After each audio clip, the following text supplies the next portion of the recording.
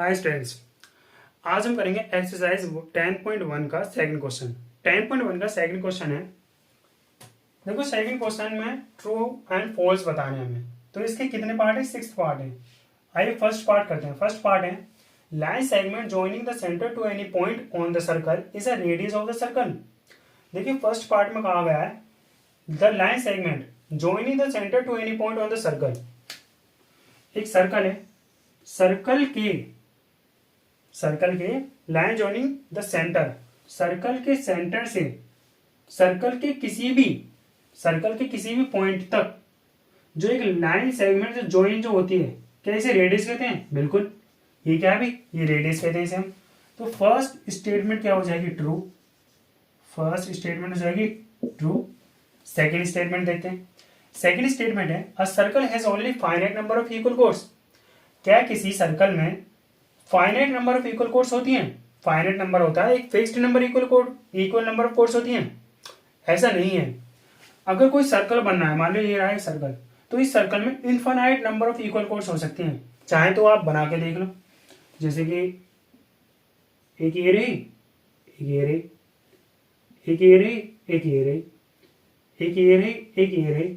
अगर ये तो इतना सा सर्कल है, मान लो बहुत बड़ा सर्कल है, बहुत ही बड़ा, मान लो इस दुनिया से भी बड़ा सर्कल है। अगर उस सर्कल में हम इक्वल कोर्स बनाने लग गए तो infinite number of equal chords बन जाएंगे। तो सेकंड स्टेटमेंट क्या है? फॉल्स। सेकंड स्टेटमेंट है फॉल्स। थर्ड स्टेटमेंट है if a circle is divided into 3 equal arcs each is a major arc. अगर हम किसी सर्कल को 3 इक्वल आर्क्स में डिवाइड कर दें तो क्या हर एक आर्क मेजर आर्क होगी? बिल्कुल नहीं हो सकती।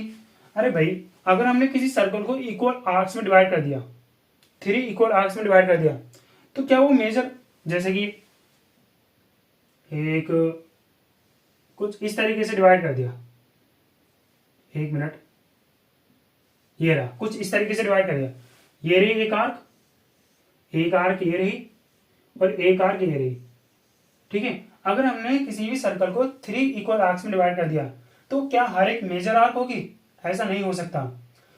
मेजर आर्क जब कोई दो अनइक्वल आर्क्स होते, जैसे ये रहा एक सर्कल, इस सर्कल की हमने बना के कोड, तो ये होगी मेजर आर्क, ये होगी माइनर आर्क।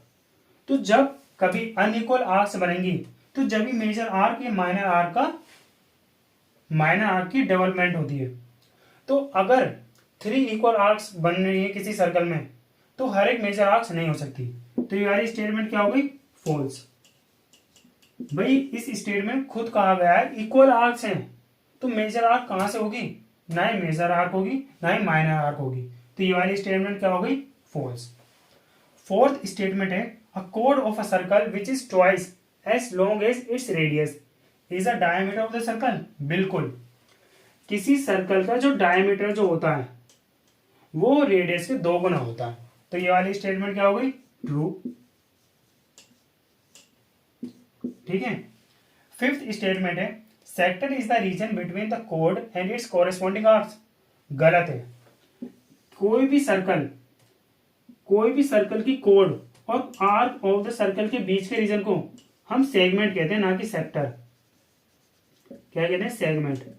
सेक्टर तो जब बनता है जब कोई भी सर्कल हो, उस सर्कल के सेंटर से 2 रेडियस जा रही हो और एक आर्क, 2 रेडियस और एक आर्क आपस में मिलकर एक रीजन ऑफ द सर्कल बनाती है, उसे कहते हैं सेक्टर।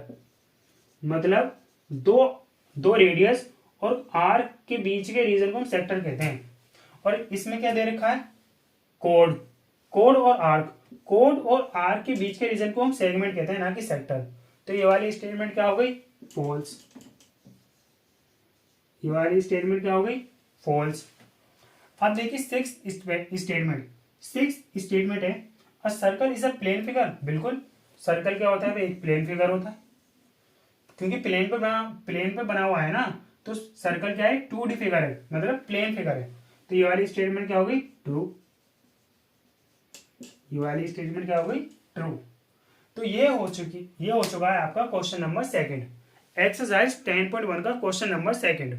मिलते हैं अगले लेक्चर में जिसमें हम करेंगे एक्सरसाइज 10.2 का फर्स्ट क्वेश्चन। तो तब तक के लिए पढ़ते रहिए।